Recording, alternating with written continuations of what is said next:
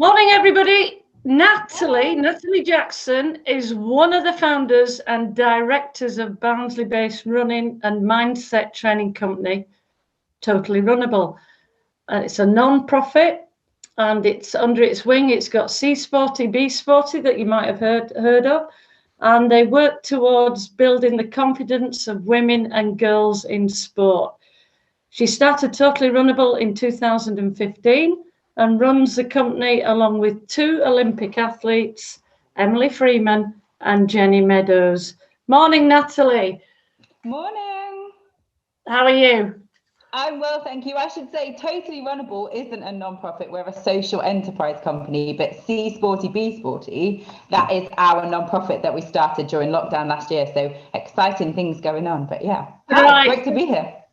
Thank you, lovely. Thank you for correcting that one. So tell us a bit about yourself, Natalie. What makes you tick? What makes you tick? How are you so bubbly and vibrant first thing in the morning? Coffee, mainly. I think what makes me tick.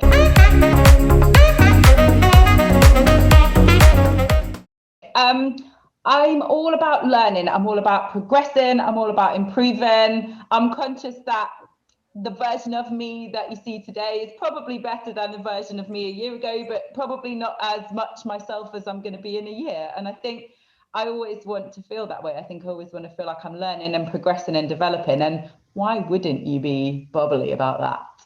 Yes, exactly. But so if you reflected on yourself, what would you say your greatest strength was? My greatest strength, I think, and we encourage, we do sessions with Totally Runnable with particularly girls in primary schools. We do a lot of those sessions, and we always ask them to think about their strengths, because it is something that research would suggest that particularly women and particularly girls don't necessarily do a lot of thinking about what makes us great. And I think there are a lot of things that I would like to improve on, but I do have some strengths that I really like about myself. Is that bad? I love people, and I think that makes me super interested in people, in finding out what makes other people tick. I'm fairly good at empathy, so I can put myself in other people's shoes fairly easily. So I think that's definitely a strength that I have. Another strength that I find really handy that I don't think is just me, I think I've just practiced it a lot, is I'm really good at reading. That sounds like silly, but actually I think I've always just read a lot, and that means I can read a lot. I think it's one of those things that you practice and you improve. So I can read quite quickly. I did a law degree and it came in very handy then, but also I got a lot of practice then. So I think it's one of those nature and nurture questions. I think I've just done a lot of reading, so I'm quite good at reading. Right, lovely. So did you in the backdrop, did you have parents that kind of directed you that way as well? Yeah, was it early seeds? Yeah, me and my sister, we did a lot of reading as children. Every evening we would have like a story read to us, and then when we were old enough, we wanted to read the stories. And I think then I just wanted to stay up late, and I thought reading might be my ticket to stay up a bit later. That leads me to the question, what are you reading now? Oh, so at the moment, I read probably several books at once. I feel a bit like, I think growing up, I probably just read one book at a time, but I don't watch TV programs, just one program at a time and then watch the whole thing. I watch a lot of different things. So I like to read a lot of books at once. At the moment, I'm reading several things. I'm reading a book called Everyday Sexism by Laura Bates. I also, at the moment, I read some books, so I listen to some other books. So I've got Audible as well, so I do both. And I like to read books in real life, actual physical books. But I do also have Kindle on my phone, so I dip in and out. So Everyday Sexism, I'm reading at the moment by Laura Bates. I'm also reading a book which is more heavy going, but it intrigues me, called Pedagogy of the Oppressed. That's a really interesting book. What else am I reading? I'm picking your brains because I'll probably read these after you. What little bit of... read it? I tell you what I'm reading. I've just started it, listening to you, I should say, but I think it still counts. A book called Men Explain Things to Me. And it's not, it sounds sort of aggressive, and it's really not. It's just it's the phenomenon of what started the phrase mansplaining, and around what experiences women have, particularly women, knowledgeable women in various fields, where some men, certainly not all, some men feel like they need to explain things to knowledgeable women, which is interesting. It's making me think a lot. Yeah.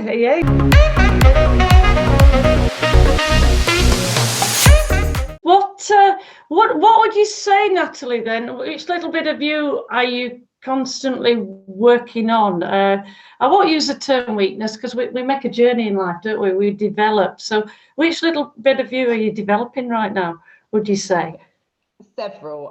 So it was my birthday last week, and I got a big journal from my brother-in-law and my sister-in-law, and it's absolutely brilliant. It's and I'm sort of working on journaling and figuring things out, and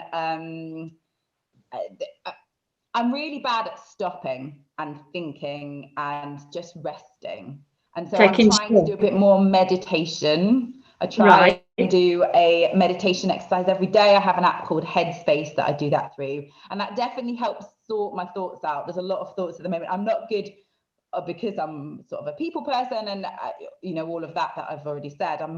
I'm not great at lockdown. I have a So are you, Nat? That would naturally lead on to, is this one of your newfound coping mechanisms for handling stress and pressure then?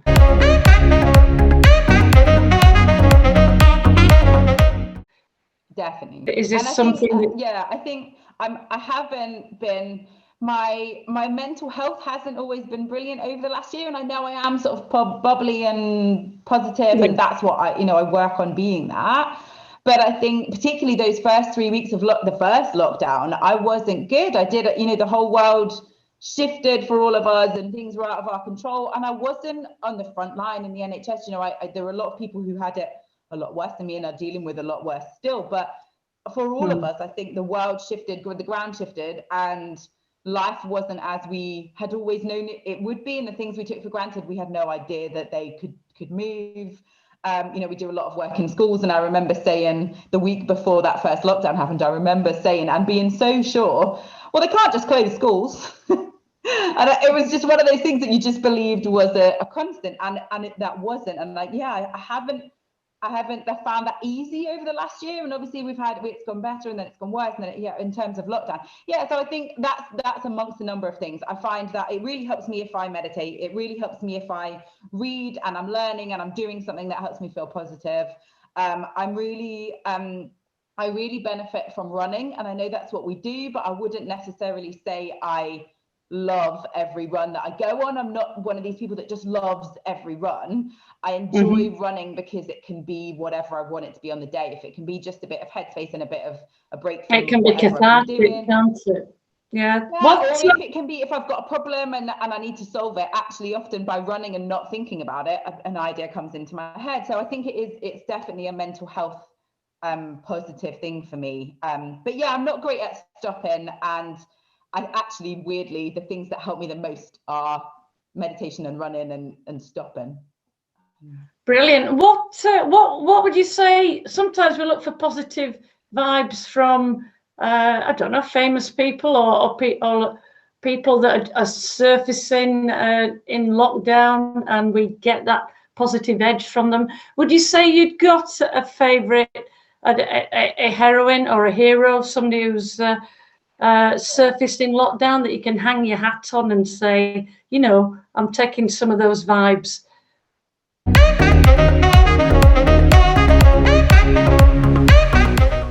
I think there's a lot of people that I find inspiring, and I'm doing a lot of work on this. We're totally Runable at the moment. We have a project that we're calling our Role Models Project.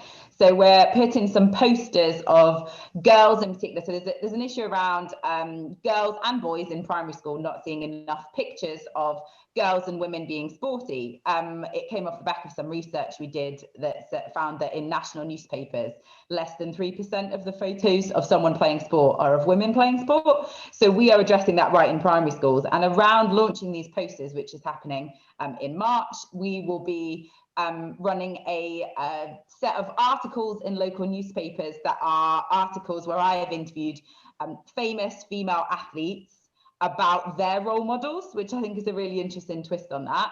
And we're also doing our own podcast series. So there's going to be 7 podcasts interviewing some of these famous female sporting role models. And what I found really interesting, because they are all obvious role models to me, you know, they're all undisputed role models. We've got world champions, world number ones in that mix.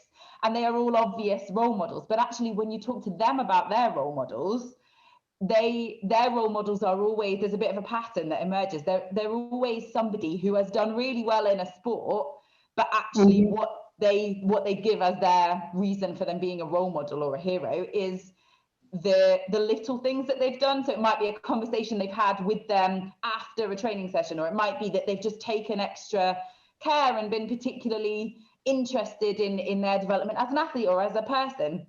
And I think it's great to be a high achiever and to do brilliant things, but actually it's those people who do something a little bit different that I find are my role models. So I think whether they're famous people or whether they're, you know, my friend Jodie is super positive, and whenever I need a bit of positivity, she's there and she can be positive and she can lift me up. And I hope that I do the same for her if she needs it.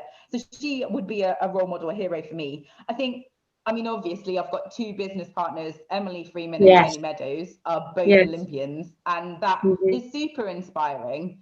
But also, I know them personally, and I know that it's not just being an Olympian that is the inspiring thing. I know what about them inspires me on a personal level. And the athletes that I'm talking to, they all massively inspire me, because we are all in this situation at the moment where we don't really know what the immediate future holds. They're all training for an Olympics. They're all training for Tokyo, not actually knowing what's going to happen, what that means, how that's going to look, but they are keeping consistent and getting the job done. And I think that inspires me definitely at the moment. So I think I've recently read a book by a woman called Glennon Doyle called Untamed. And I love her book because she talks about particularly all the ways that she has found and other women have found that they are tamed and brought into line in a society's view of what women should do and be and say and who we should want to be. But what I love about her is that she's just super vulnerable, and she shares all of her stories, and she doesn't say, I'm right, I know I've got it all right. She says, here's the ways I've been wrong, and here's what I've learned. And I love that. So I think there's so many people, and the thing I love about with people is that you can always learn something from everybody. You know, you never know more than everybody else.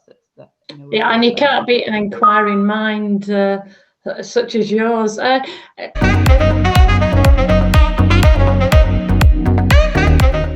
Linked to that, there must be a motivational quote, or do you have a few motivational quotes that you just cling to at that moment? I think if I had to pick one motivational quote, I love that, and I'm all about Pinterest. My Pinterest account is just full of motivational quotes that come up, and sometimes they suggest them and I think it's not very motivational, but actually more often than not I'll end up pinning them. And I think the one we use a lot in Totally Runnable, and the one that I think reflects my journey and what I've learned through running. So, you know, I took up running later on, my late 20s. I found myself with a place in the London Marathon. Had never done any real running before, other than hating cross country at school. But I was super committed to raising some money for a local hospice. And it was that made me realize what I could do and what I was capable of. And I managed to, I found out with 6 months to go that I had this place, and I managed to complete the London Marathon. And what that taught me, and I don't even think I saw it at the time, I think I just did it for the challenge, but looking back on that 10 years later, that taught me exactly this. I think my mantra, if I had one, is you can do more than you think you can. I think that's true in so many areas of my life. You know, I continue to be surprised in a wry smile kind of way when that comes up. I think it's super common for people to limit their own capabilities, and you think, oh, I can't do that. And actually, you can always do more than you think you can. I think in lockdown, it's as potent as ever, that, Natalie. Even though it doesn't always feel that way, and I don't always want to sort of simplify it and be like, I'm always cheery, and I'm always like starting my day in that kind of way. I think that I've definitely had moments of not feeling like that, but it's finding a way to get around. And that's okay. In your brain. Yeah, it's accepting that and accepting it's okay. And each morning you have a different starting point. And there are things, don't you feel there are things in this last year that you, it's that glass half full mentality. There must be things that you are personally so grateful for. Definitely.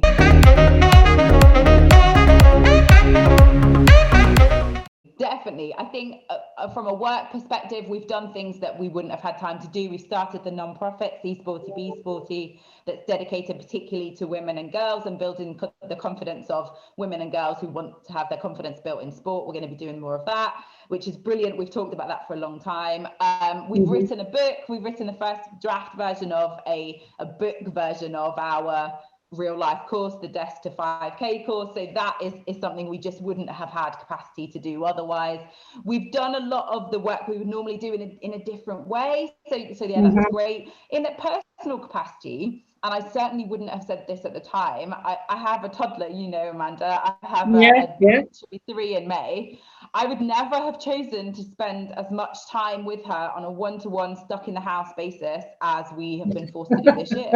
I think anybody with a toddler would not want to spend 10 hours a day with it. And I think there were times where, particularly last summer when we had the first lockdown, when my husband is a key worker. He's a criminal defence solicitor. So he was out all day, and I was in the house with her, and we, couldn't go out for long. And that, imagine.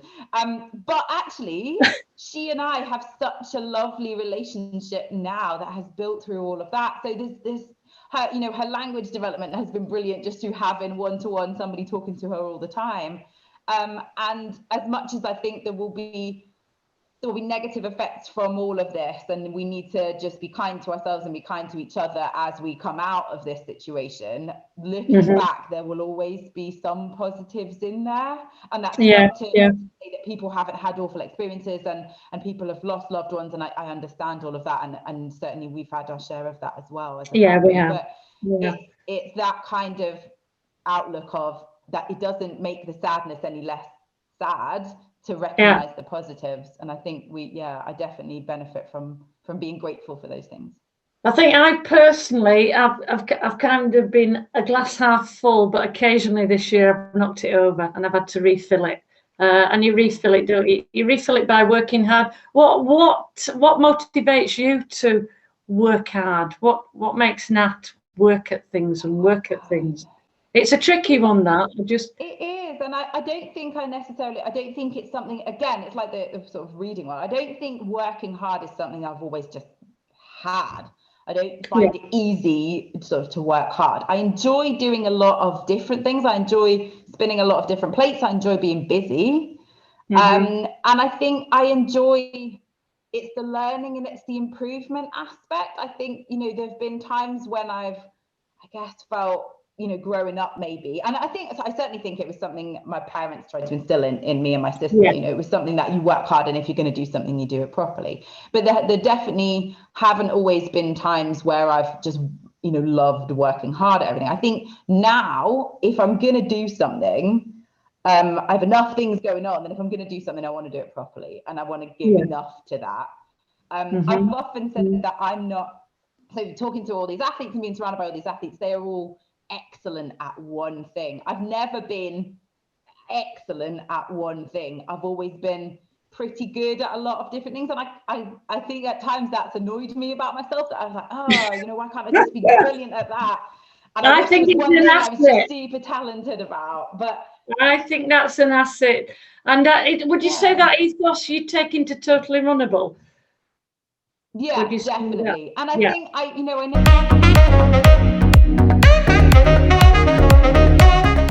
when we founded Totally Runable, I don't think I ever believed that. I think we were just trying to do something positive, particularly for the women that we were coming across. Emily's background is sprinting. She was personal training after she'd retired. And the two of us found together that there were women in particular saying to us, and that's not to say there aren't men who come on our courses and benefit from them, but women in particular were saying to us, I wish I could run. And actually what we found was it wasn't that they physically couldn't, it was that they just didn't know how to go about it, or there was no confidence that they were capable of doing it. So I definitely, in terms of that, we wanted to create something that would be useful to them and that would have helped me when I first started running, because I didn't know any other runners and I was doing this crazy thing. And I think because we worked hard at making that the best version of the thing that it could be, we've ended up down this road, and it's brilliant. And I love, everything that we do, we make it the best version that we can. And I think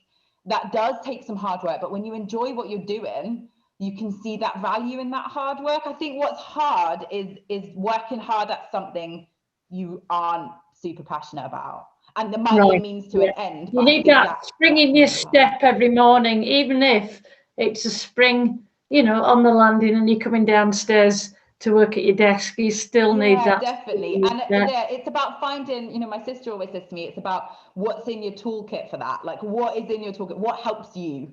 And if it's meditation, or if it, try stuff, find out who you are in this and what benefits you. If you think, do you know what, every time I go for a run or every time I go for a walk, I feel better when I get back, get that in your day somehow. It's like, it's finding what's in your toolkit, isn't it? This is my 1p piano. I bought this piano on eBay for a penny. Genuinely. Brilliant. And I think it cost me about £80 to move it to my house and £50 to tune it, but it cost me a penny on eBay.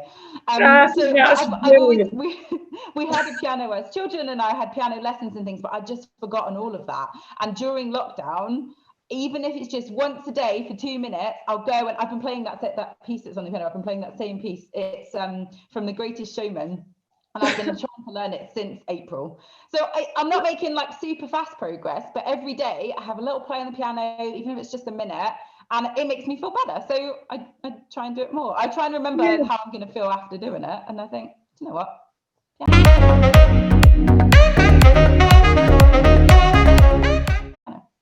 What would you say now, looking at your upbringing and where you are now, what would you say is the best piece of advice that you've ever been given, that you've fully embraced, or returned to that advice that you were given because it's given you some structure and some way through this current year, for example? So those of you who've heard me speak before, I was a lawyer for 8 years. So I have worked hard. I have, passed the exams, jumped through the hoops that I needed to.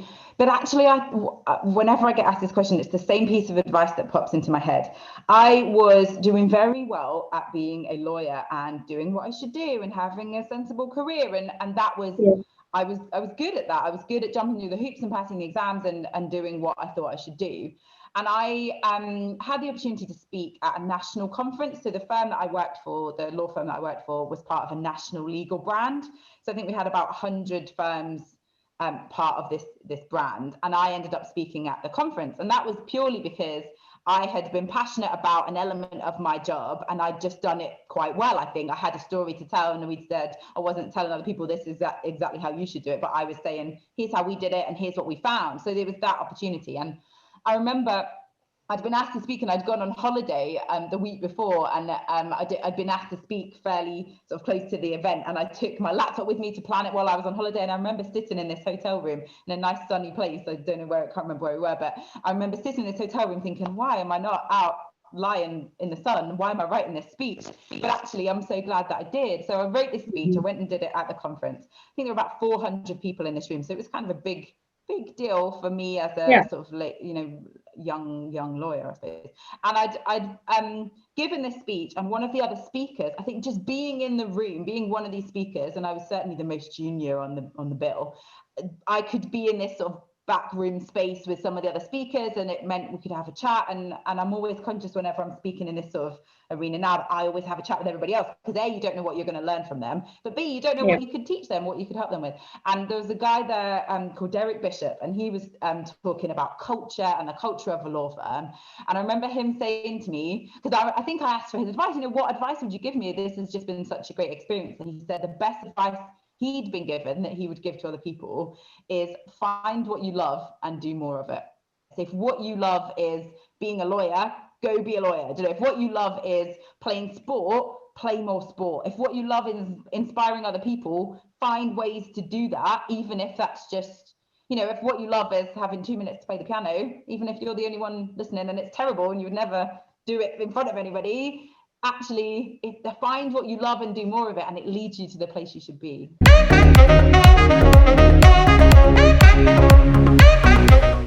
Sometimes that takes a leap of faith, doesn't it?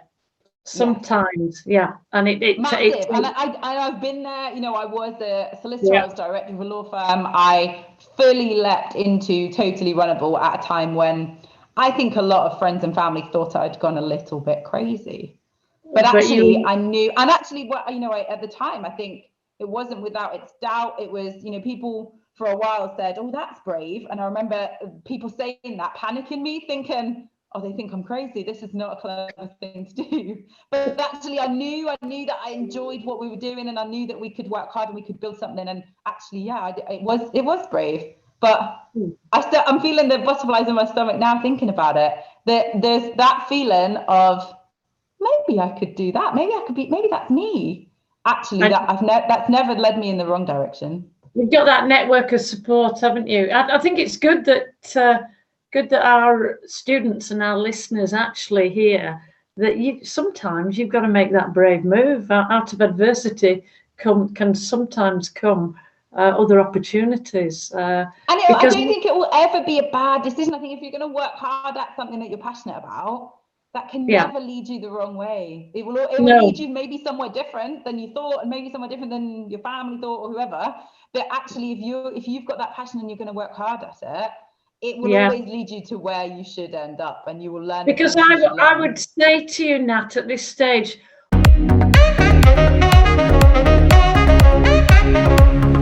what are the challenges you think the next generation will face in terms of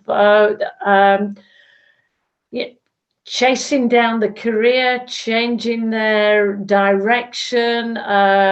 Some of them thinking about, do I go to university? If I go to university, what do I come out with? Do I go through to FE college? Do I explore?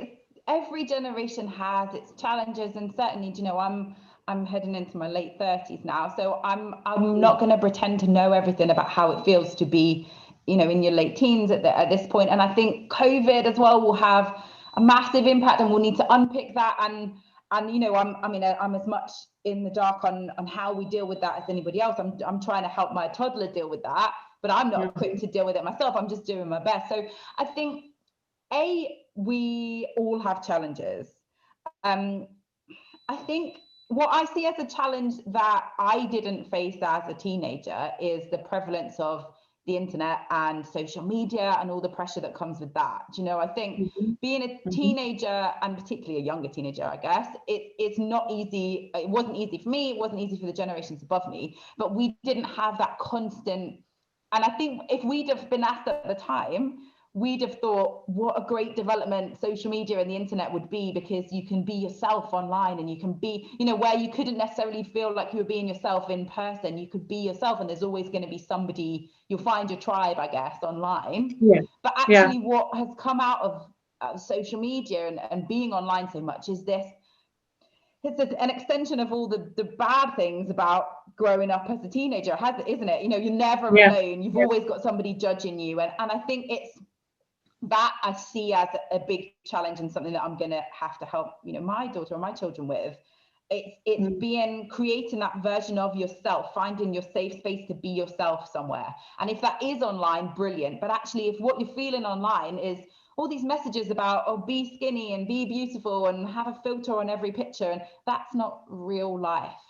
And that's not, you know, I'm still conscious this morning. I haven't got any makeup on, and I was still thinking, do I need makeup on because I'm going to be on this video? And actually, I think over the last year, I probably have put makeup on less than a handful of times. But still, I think the messages I've had, and whether that was from magazines or from real life or whatever, they, you know, they go a long way to burrowing in your brain, and you have to unlearn a lot of that. And I say the same about the Black Lives Matter movement. You know, there's a lot of unlearning that we all have to do there. You know, the same about that Glennon Doyle book that I mentioned about women and how we tame women in certain ways. There's a lot of unlearning of things that have been shoved down our throats from various angles. And I think that I see as a big challenge. And certainly, you know, I wouldn't pretend to know all the challenges of being a student at this point. And there will obviously be COVID challenges. but there will also be opportunities in there. But I think what people need is that space to, whether they carve that out themselves or whether we can help them, to that space to work out who they are, and for that to be okay, whatever they are, as long as it's not hurting other people.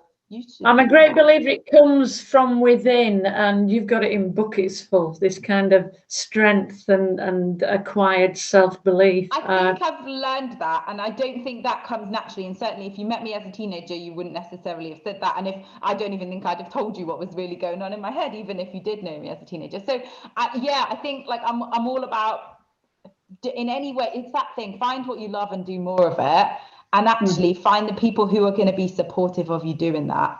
And they are your tribe, and they are, worth a million of the haters and the negative. I love that line, find your tribe. I absolutely love that.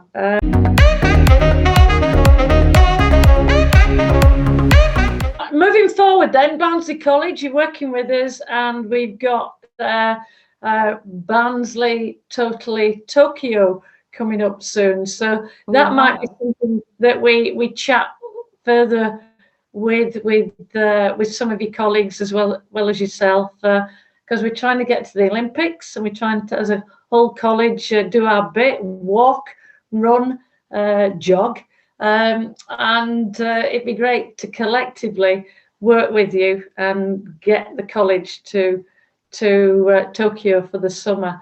Yes, I'm excited. We love working with Bouncy College. I love everything that you guys do, and I think you guys have the same mentality as us of, well, what can we do? How can we? It's like an open-minded. What could we do? What might be fun? And this is a prime example. And I think I love that it's just accessible to everybody. If people wanted to start off walking and end up running, we've got Google Totally Runnable Desk to 5K, and we've got a running plan online that people can do. It's like an 8-week running plan that gets you from your desk literally to completing a 5K in 8 weeks. So that could help. We also have a desk to 10K that goes from 5K to 10K. So whatever stage you're at, if we can help, we definitely will do. And I'm excited to be a part of it. I think that's brilliant. And I can feel another podcast coming up soon, because we'll flesh that up. But Natalie Jackson, you're a star. Thank you very much for sitting there. Get back to your piano practice or whatever. Should tick. And you never know, by the end of the day you might be using 2 hands and not just the 1 finger. No. But yeah, brilliant. Thank you very much for your time and your vision, and being eloquent with some of the answers, some of the probing questions we thought we'd hit you with. But thank you. You're welcome. Bye. Bye.